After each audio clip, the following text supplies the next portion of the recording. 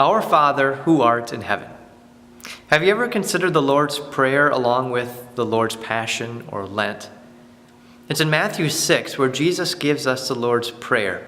But it's right in the middle of a section where Jesus is instructing his disciples on the right way and the wrong way to do the traditional acts of Jewish piety, like praying or fasting or giving to the poor. And Matthew 6, I'm not going to read it for you now because it's pretty long, but I encourage you to look it up.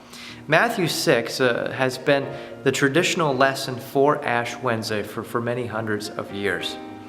And in Matthew 6, Jesus isn't condemning the outward acts of piety. He's merely showing us the right way to do them.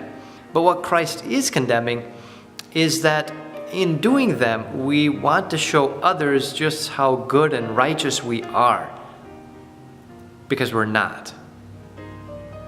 In fact, Jesus closes the section in Matthew by saying this: "Do not lay up for yourselves treasures on earth, where moth and rust destroy and where thieves break in and steal." In other words, everything in this world is dust, and that includes you and I. We are dust. We were created in dust, and we will return to dust.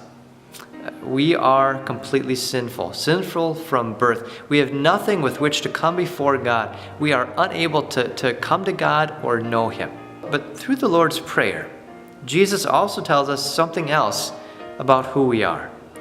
We're not only dust, but we are children of God our Father. Children of God our Father who art in heaven. We are made children of God through baptism. Through baptism, Jesus takes on our sin and He gives us His righteousness. He makes us clean.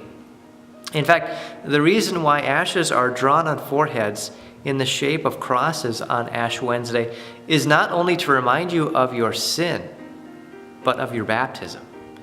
Your baptism which washes away your sin and makes you a child of God. And it's for that reason that we can and should pray to God with all boldness and confidence as children ask their dear Father. Amen.